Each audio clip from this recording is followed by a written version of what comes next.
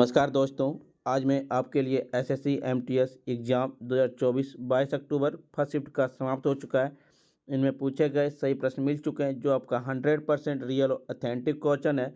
और जिन्हें पीडीएफ चाहिए वो हम टेलीग्राम या व्हाट्सएप ग्रुप पर जुड़ सकते हैं। और हमारे टेलीग्राम ग्रुप पर आपको 30 सितंबर से 22 अक्टूबर तक के पीडीएफ मिलेंगे। पहला प्रश्न है, भारत का पहला उद्यान मकबरा किससे संबंधित है? तो हुमायूं का संबंधित है। 1570 ईस्वी में निर्मित हुमायूं का मकबरा विशेष महत्व रखता है क्योंकि यह भारतीय उपमहाद्वीप का पहला उद्यान मकबरा था। इस मकबरे का निर्माण उसकी बेवा हामिद बानो बेगम हाजी बेगम ने लगभग 1.5 मिलियन की लागत से किया है। यह कहा जाता है कि इसकी अनूठी सुंदरता ने कई प्रमुख वास्तुशिल्प नवचारों को प्रेरित किया जो द्वितीय ताजमहल के निर्माण को प्रकृष्ट पर ले गई। यह संरचना लाल बलुआ पत्थर से निर्मित है लेकिन इसके किनारे सफ़ेद और काले संगमरमर का उपयोग किया गया। वर्ष 1993 में इसका पुनर्निर्माण कार्यक्रम शुरू किया गया और यूनेस्को ने हुमायूं के मकबरे को विश्व विरासत स्थल में घोषित किया गया। ताजमहल या आगरा में स्थित एक मकबरा है। वह इसे मुगल बादशाह शाहजहां ने अपनी पत्नी मुमताज महल के लिए बनाया था। हालांकि यह मुगल वास्तुकार की सुंदर उदाहरण या कोई उद्यान मकबरा नहीं है। कुतुब शाही मकबरा यह हैदराबाद में स्थित मकबरों का एक समूह है। यह कुतुब शाही राजवंशों द्वारा निर्मित है लेकिन वे भारतीय उपमहाद्वीप में पहले उद्यान मकबरा नहीं है। औरंगजेब का मकबरा यह खुलदाबाद महाराष्ट्र में स्थित है। इस मुगल बादशाह औरंगजेब के लिए बनाया गया था।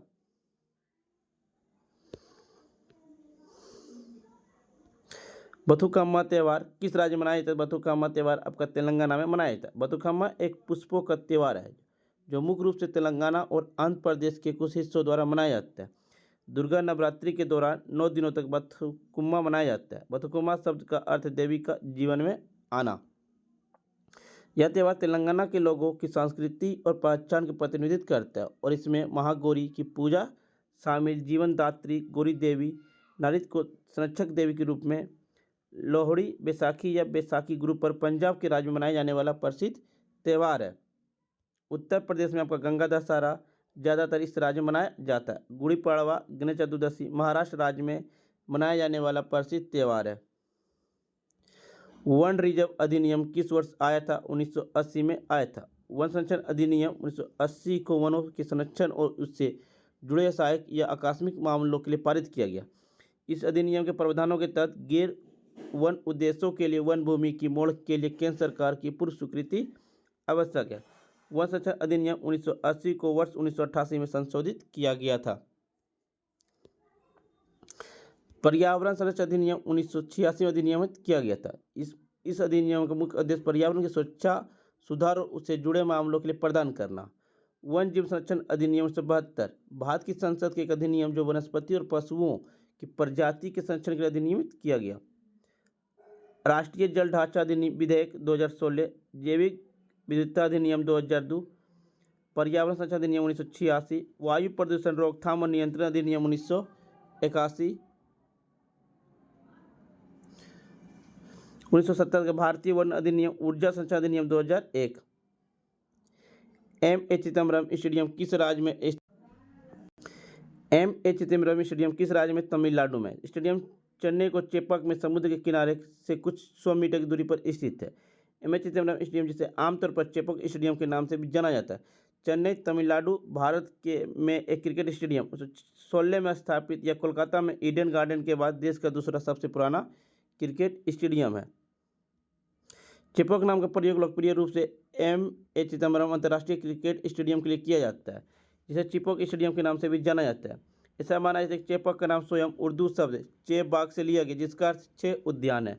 वांखड़ा स्टेडियम महाराष्ट्र, सुब्रतो राय सहारा स्टेडियम पुणे महाराष्ट्र, केडी सिंह बाबू स्टेडियम लखनऊ उत्तर प्रदेश, मौलाना आज़ाद स्टेडियम जम्मू कश्मीर, कलिंग स्टेडियम भुवनेश्वर में स्थित है।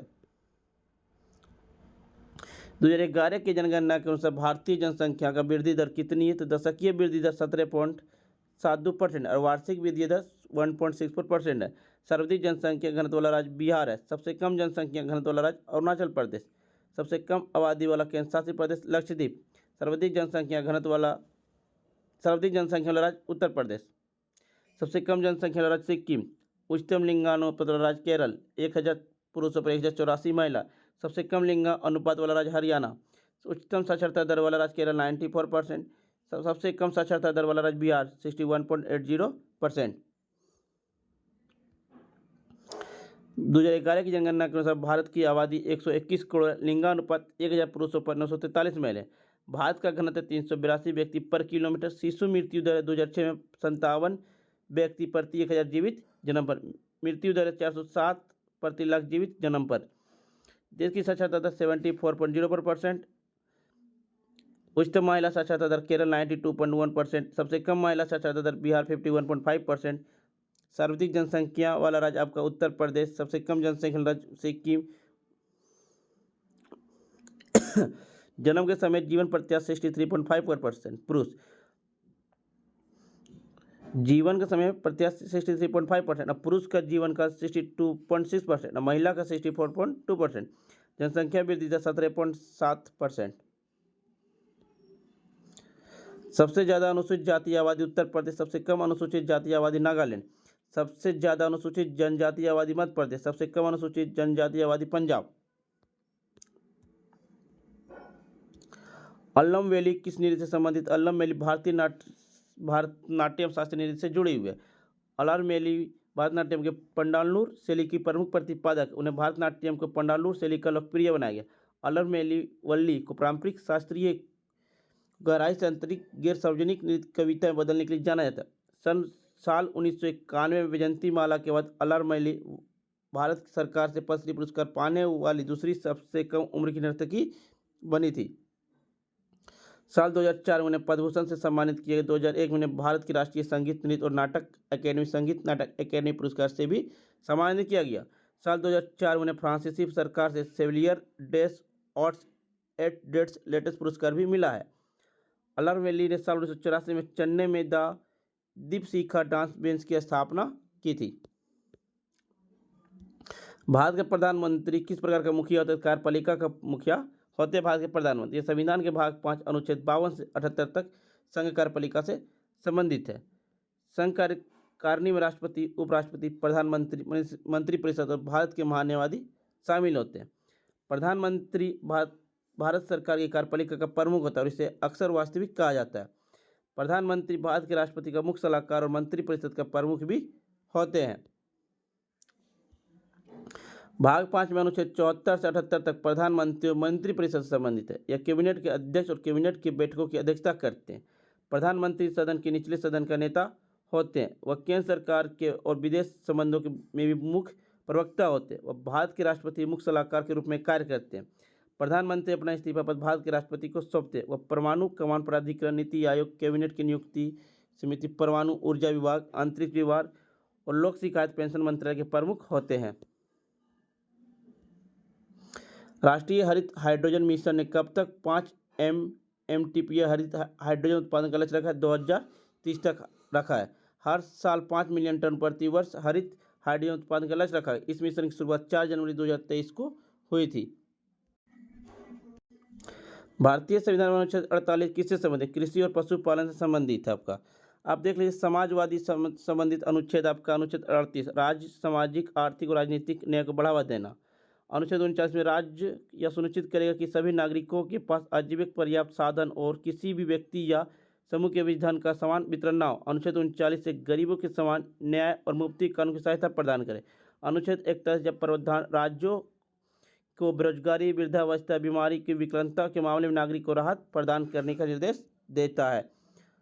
अनुच्छेद 48 काम की न्यायपूर्ण और मानवीय स्थिति सुनिश्चित करना, मातृ लाभ प्रदान करना। अनुच्छेद 43 राज्य सभी श्रमिकों के लिए जीविका मजदूरी और जीवन स्तर सुरक्षित करने का प्रयास करे।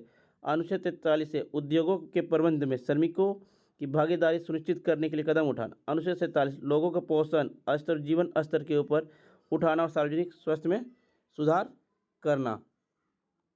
गांधीवादी सिद्धांत। महात्मा गांधी के विचारों, आदर्शों से प्रेरित ये सिद्धांत ग्रामीण विकास, एकीकृतता, स्वशासन और सामाजिक न्याय को बढ़ावा देने पर केंद्रित इन सिद्धांतों में शामिल। अनुच्छेद 40 राज्य ग्रामीण क्षेत्रों में स्वशासन को बढ़ावा देने के लिए ग्राम पंचायत की स्थापना करेगा। अनुच्छेद 43 ग्रामीण क्षेत्रों में व्यक्तिगत या सहकारी आधार पर कुटीर को बढ़ावा देगा। अनुच्छेद 43 भी सहकारी समिति के स्वैच्छिक गठन, स्वस्थ संचालन, लोकतांत्रिक नियंत्रण को बढ़ावा देने की आवश्यकता है। अनुच्छेद 46 राज्य कमजोर वर्गों विशेष रूप से अनुसूचित जातियों अनुसूचित जनजातियों की शैक्षिक और आर्थिक हितों को बढ़ावा देगा। अनुच्छेद 47 स्वास्थ्य के लिए हानिकारक मादक द्रव्यों और शराब का सेवन पर प्रतिबंध। अनुच्छेद 48 गायों बछड़ों और अन्य दूध देने वाले कृषि पशुओं को वध पर प्रतिबंध और उनकी नस्लों में सुधार। उदार और बौद्धिक सिद्धांत। अनुच्छेद 44 राज्य के सभी नागरिकों के लिए एक समान नागरिक संहिता। अनुच्छेद 45 राज्य यानी सुनिश्चित करेगा कि सभी बच्चों को बचपन में देखभाल और शिक्षा उपलब्ध कराए। अनुच्छेद 48 राज्य पर्यावरण की रक्षा करेगा, प्राकृतिक संसाधनों के संरक्षण के लिए कदम उठाएगा। अनुच्छेद 49 ऐतिहासिक और सांस्कृतिक विरासत स्मारकों और राष्ट्रीय महत्व की घोषित वस्तु की सुरक्षा करना। अनुच्छेद 50 राज्य के सार्वजनिक सेवाओं में न्यायपालिका कार्यपालिका को अलग करना। अनुच्छेद 51 अंतर्राष्ट्रीय शांति को बढ़ावा देना। एक प्रश्न था, भारत ने महिला एशिया वनडे कप की मेजबानी पहली बार कब किया? 2006 में किया था। यह टूर्नामेंट भारत, श्रीलंका और पाकिस्तान महिला क्रिकेट टीम ने हिस्सा लिया और भारत ने इसे जीतकर खिताब अपने नाम किया था। 2011 विश्व की तुलना में भारत की जनसंख्या प्रतिशत कितनी? 17.5% है। जून 2021 तक भारत की जनसंख्या 139 करोड़ आबादी रह चुकी, जो संयुक्त राष्ट्र नवीनतम आंकड़ों के वर्डोमीटर का विस्तार कर चुकी। वर्तमान में भारत की जनसंख्या 142 करोड़ पार कर चुकी है, जो चीन को भी पीछे छोड़कर भारत आगे बढ़ गई है।